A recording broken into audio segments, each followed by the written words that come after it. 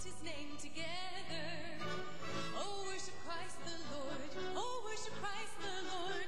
And may his name be lifted high forever. King of kings and Lord of lords. King of kings and Lord of lords. May his name be lifted high forever. Oh, magnify the Lord with me, and let us exalt his name together. Oh, magnify the Lord. Oh, magnify the Lord. And may his name be lifted high forever. King of kings and Lord of lords. May his name be lifted high forever. Oh, magnify the Lord with me, and let us exalt his name together. Oh, magnify the Lord. Oh, magnify the Lord. And may his name be lifted high forever. And may his name be lifted high forever.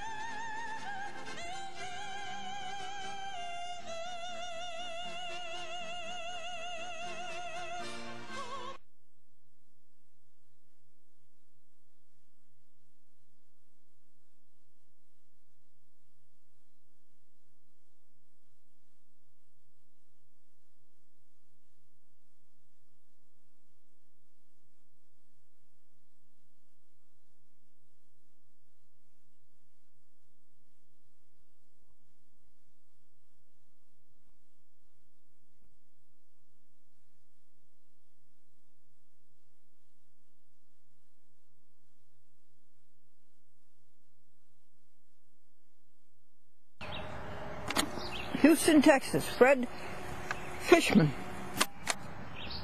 Other copy in case you want it on your TV station. Okay. Let's see. I would like it to go on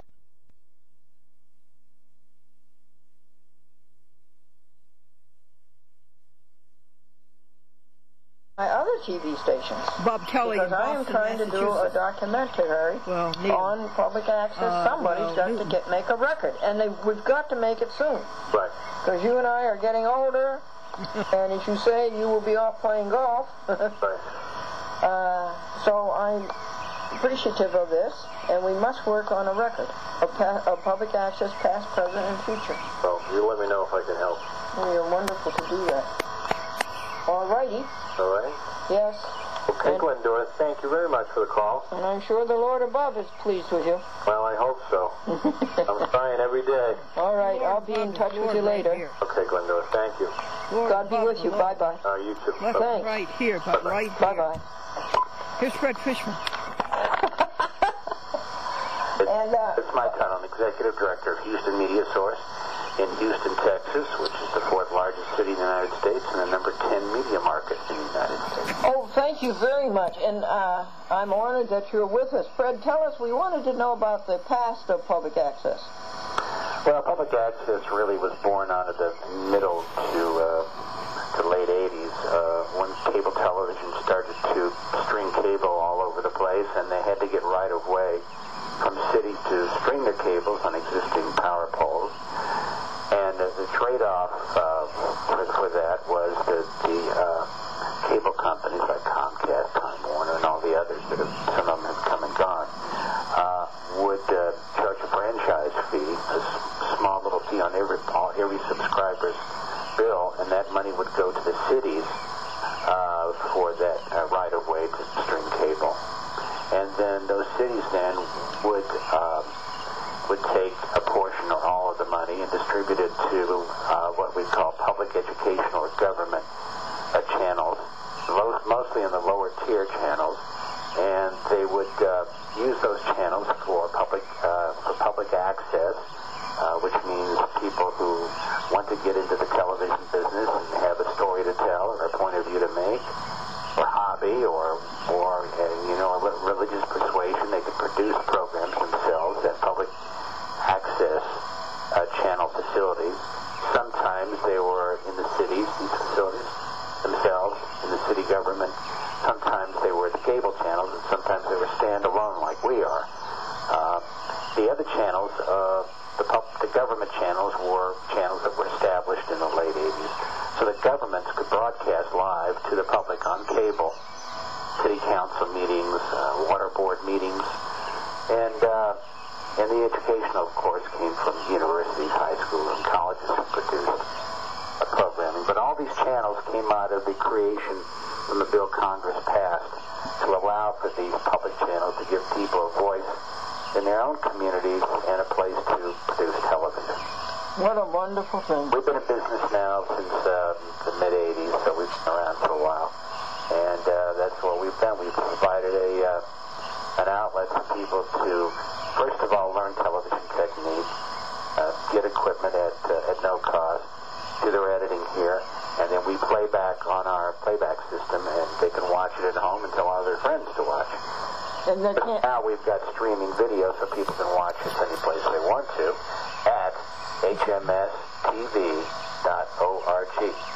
Thank you. One moment, please, Fred. Sure. hmstv.org.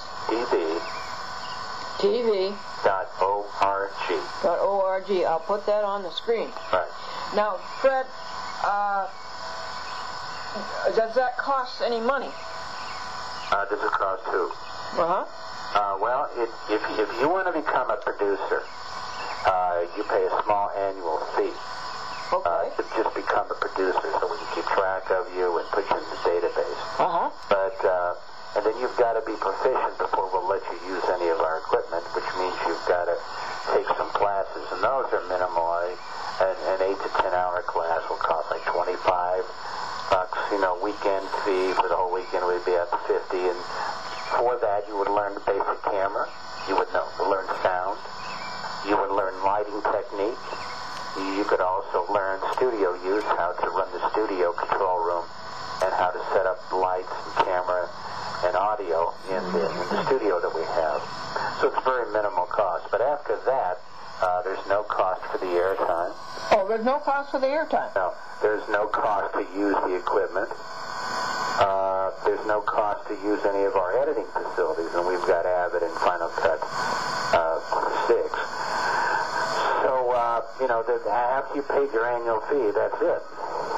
And, Fred, is this an American phenomenon, Fred, public access, where you don't have to pay for cameras and you don't have to pay airtime? Yes. There's a group here, and I forget their name, Glendora, but they represent the State Department. They're a contractor, and what they do is they have international broadcasters and other people who come through the Houston area, and they want to see what facilities are like in this country. And I've had people here from Saudi Arabia, Really? from Poland, from Finland, to take a look at public access, because it's a phenomenon. It's an American phenomenon? They have no idea that, they're kind of stunned. First of all, that people can just get on television and say what they want. Of course, they can't curse or... Oh, yeah, we understand. What's constitutionally protected? But they can say whatever they want politically or educationally or religiously. They can talk about current events, or they can talk about putting scrapbooks together. Yes, and remember in the medieval ages, people would go to be burned on the stake. That's right. So, they come through here, some of these foreign broadcasters, and they're stunned that you can do that, number one, and they're also stunned that there's no cost for people to do that. So... Oh, it's wonderful, isn't it? It really is. And, I've kept in contact with a few of these people, and we've traded ideas and such. But did they end up doing public access in their country, Fred? I really don't. To date, no. Of course, in Saudi Arabia, I don't think they allow that there. Isn't it? And I'm not sure about Poland and some of the other countries that have come through here. But, it's a teaching lesson for them, so they know, what's possible. Well, I think it's wonderful. Well, I know I've been a fan of it ever since 1972, Fred. Well, because the programming is so varied. Well, we do have a program schedule here that you can access off that same website, so you can see what we do. But it's very eclectic. It runs the gamut, like I said, from inspirational programs to religious programs to political programs. We have a lot of organizations, too, that are a part of our producer group. The Harris County Defense Lawyers Association are here. The Constable has his own show. Yes. we run a series of shows from Washington, D.C. The gallery, the National Gallery, that's what it's called in Washington, D.C., has put out a series of programs we run. Because we're in Houston, of course, we've got a good relationship with NASA.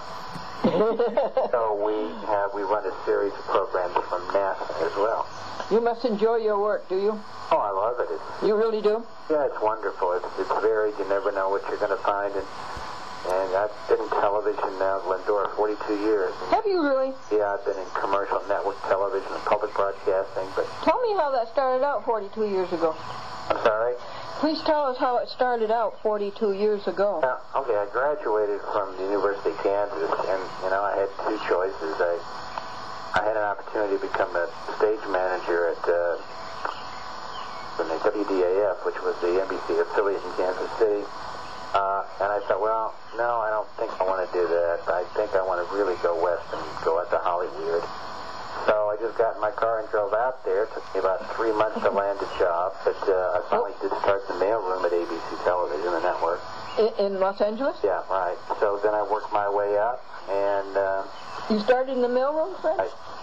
And ended up VP of Administration for ABC West Coast. And I was there... Wow! I was there about 20 years or so.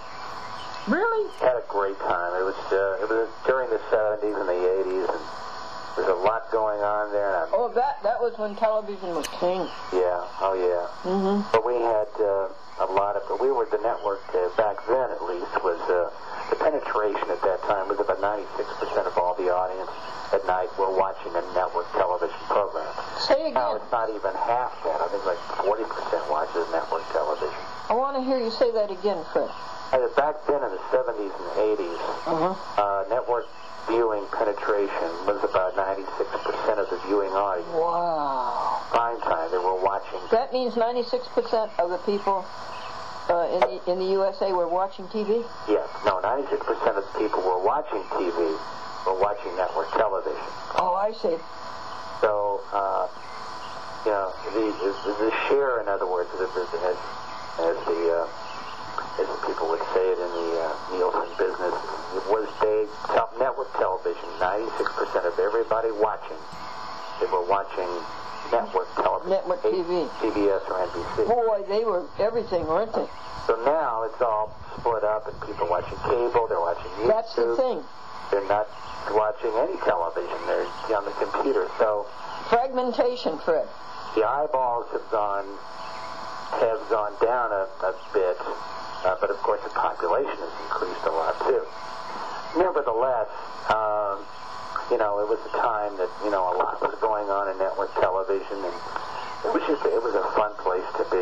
Yes, I remember when the highest rated shows, they would give like 60 million people were watching. Oh, exactly. Mm-hmm. And nowadays, I don't think they can get up to 19 million. I don't think so. I think the last numbers that I saw, Glendora, the people who were watching nightly news, either one of the network newscasts, I think it's more than 5 or 6, 7 million people now. Oh, wow. That's it. That's for the entire country. Yep.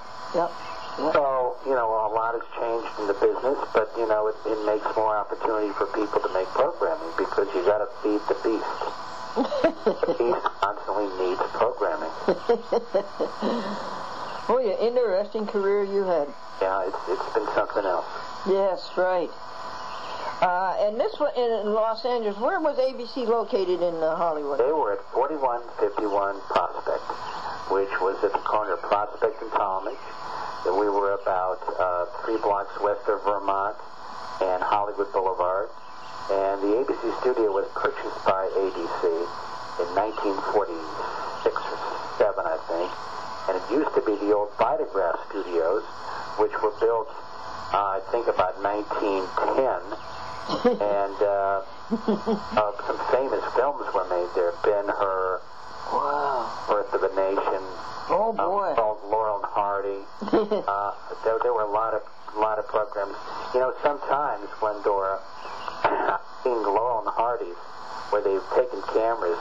They used to take them out on the street, and I would see some of the same streets that are still there. Really? Houses are still there. But when ABC, when it was built in 1910, it was 100 years ago, there wasn't much around there. There wasn't? No. It's still owned by ABC in Hollywood. Is it? And it's owned by Disney, which owns ABC. And they use it as an overflow studio now for all the production that Disney can't do in Burbank. Yeah. They send it all to the old ABC lot at Prospect and Thomas. Yeah, yeah.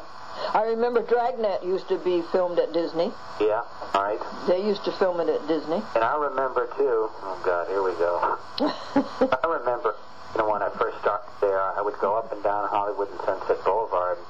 Columbia Studios was right there at Gower. 20th Century Fox had a studio just a little bit west of where we were. And, all those places have moved over on the other side of the hill to Burbank. They did go to Burbank? Yeah. Yeah. Tell the folks why ABC was born. ABC really came out of the birth of television and the split up of NBC. There used to be, NBC was big into radio, of course, like CBS before the war, the Second World War. And in 1946, not long after the war, of course, the television started, network television started, and ABC was split off from NBC. ABC used to be the NBC Red Network, and NBC kept the Blue Network. Yeah, and it was the FCC who made him do it? Exactly. They made him split it, and a gentleman by the name of Leonard Goldenson, that's right, who used to, it's a convoluted story, Glendora, but Leonard Goldenson really started ABC, and I think they only had like 2 or 3 affiliates to the start, but he was backed by Paramount. Yes, he was. Because he married one of the daughters of the owners of Paramount. Oh, really? Oh, yeah, that's the long story. But what really propelled ABC back in the 50s, because they were struggling for about 10 years. Oh, they struggled so hard. What really did it is... Wait a second, Fred, folks. Leonard Goldenson lived in Scarsdale, and he lived on sort of the same street that we did. And that's during these golden years. Everybody turned down Walt Disney for a show called the Mickey Mouse Club. Everybody but ABC. ABC saw it, and Leonard Goldenson and Walt Disney got together, and they said, okay, you need to get on television. We've got a network. They made the deal, and that was it. And, he had so many viewers that were going to watch this program, and they would do other Walt Disney specials. Way before Disney, of course, had their own channel, but they both helped each other. It helped propel people to go to Disneyland down in Anaheim, and it helped the ABC television network. So that was really the turning point. Was back in the 50s when they were broadcasting the Mickey Mouse Club, and from there, then other programs started to roll, and M-I-C is history. K-E-Y M-O-U-S-E. And they were my competition because I had a local television children's show. Oh, okay. And they were, Yeah. but they were good. Yeah. Good. Oh, that's a great history. So you made the right decision when you were 18 or 19. No, were you about 22? Was it when you went out west? No, but I was 21. I just became legal. It's just after I graduated from University of Kansas in radio, TV, film. And you did well, Fred. Thank you. You got to get to start, and that's the key in today's business. You've got to start someplace. Yes. And you've got to meet as many people as possible. You've got to get on LinkedIn, and you've got to have a Facebook page now, and you can't just have a paper resume. You've got to have a digital resume with some samples of your work. So you've got a full package, and then you've got to start meeting people. Yes. To start meeting people, even if you're not going for a job, just make the contact. If you see enough people, and you meet enough people, whether you're trying to get a job in Atlanta, CNN, or wherever, or New York, or Los Angeles, the key, the hub, you really have to start meeting people. And the jobs are out there. It's just you've got to make the contact. Want to swim, you got to get in the pool. Yeah, you got to make the contact. And a good place to get, some skills is a public access TV station, and a good place to demo reel together is putting some of your programs together now. Yes. Good point. Yeah. Yeah.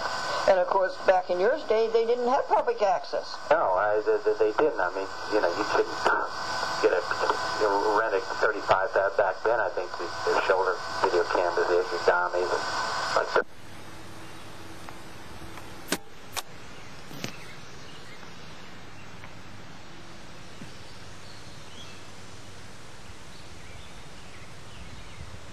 The Inventor crossed a TV set with a microwave oven?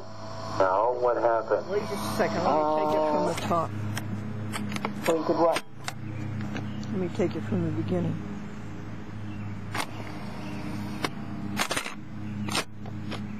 Here you go. My own health and well-being. How's that? Okay, sounds good. All right, Fred. Thank you very much. You're welcome. Did I tell you why the Inventor crossed a TV set with a microwave oven? No, what happened? So you could watch 60 Minutes in a half an hour? You want to know something, Fred? I was showing my audience some of my archives from 1987, and I was interviewing Steve Hewitt. And Steve Hewitt is the son of Don Hewitt. Yeah, it said 60 Minutes, CBS.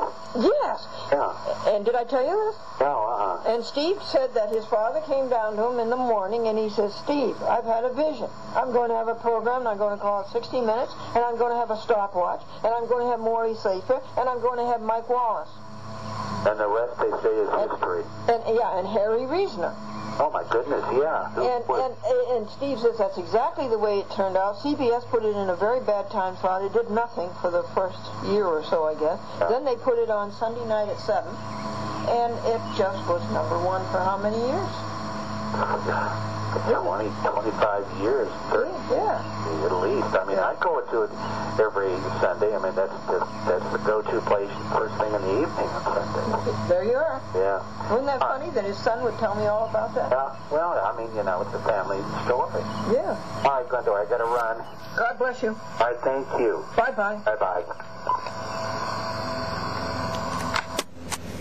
That's nice. That's very nice. Thank you all around. Thank you, folks.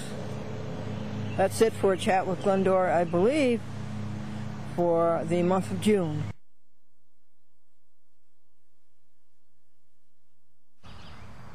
The doctor says, I have bad news and very bad news. And the patient says, what's the bad news? And the doctor says, you have 2 days to live. And the folks, Brother Lawrence was a monk who lived in Paris during the 1600s. And he wrote beautiful things, jewels and treasures that I want to bring to you. And I'm just going to read phrases. That Brother Lawrence had a reputation for saintliness and sagacity. And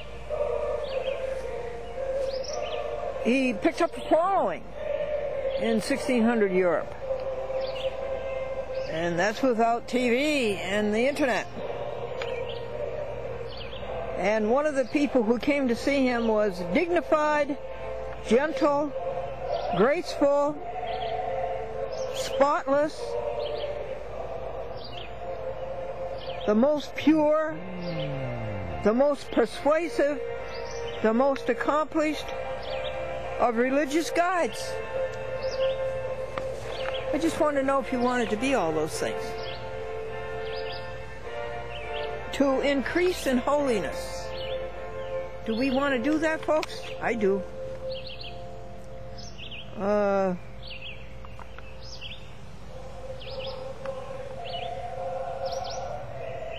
He would wait until God showed him his will.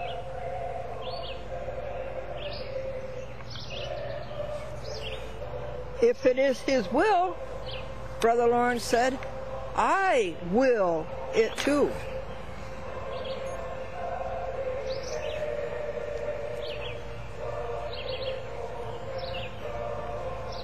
Put the thought of the trust in God in the simplest words, this was Brother Lawrence, and the most direct statement. Brother Lawrence said, I am in God's hands. He will do as he wishes with me. If I am no longer to serve him here on earth, he will take me elsewhere to serve. And that's what he said when he died.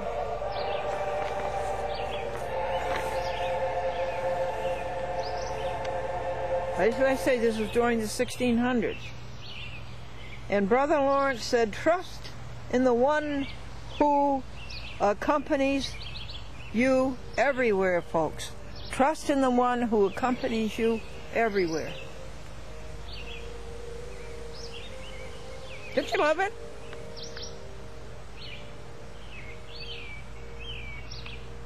Let your mind turn to God constantly.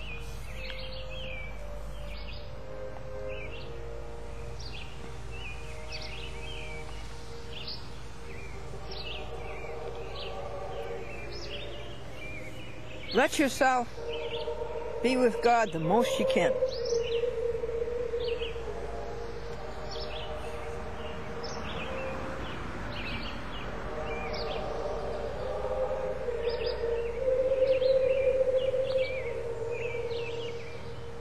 Let us turn to God in earnest, with an open heart,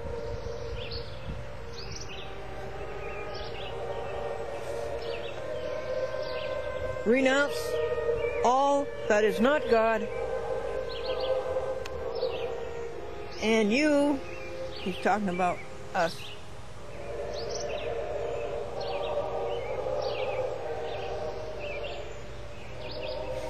will find the great peace.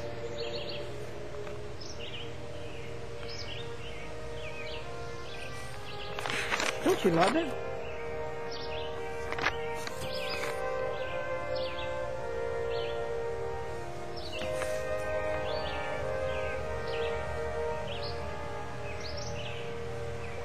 And when he went to the monastery, he was an ordinary person. He was a soldier. Of course, everybody in the 1600s was soldiers. There were wars all over the place. A terrible thing.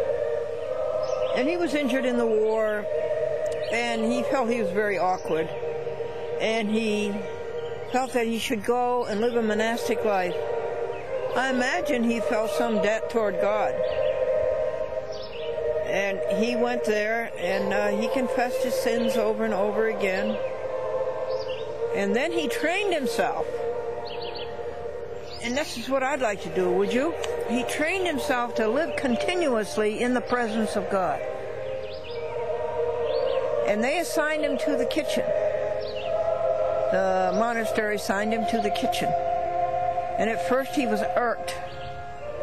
But then he began to see that he could feel the presence of God in the kitchen, in the clatter of the pots and the pans, and orders being shouted all over the place for the meals.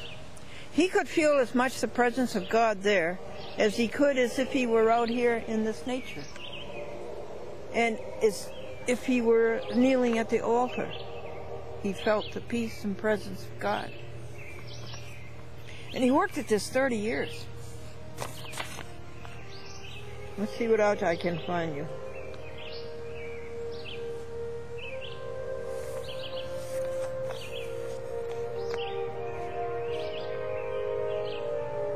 And even though he said that, he never said really, but he certainly intimated that these repetitive devotions really don't get you there. They just don't. And even though he acted that way and then went about it his way, the Catholic Church did not burn him at the stake. And all over Europe, people were being burned at the stake because they wanted to worship God their own way.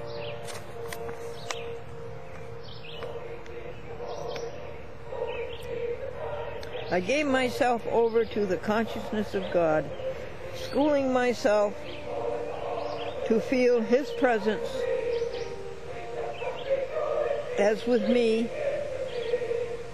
or in me. This continued for some years until the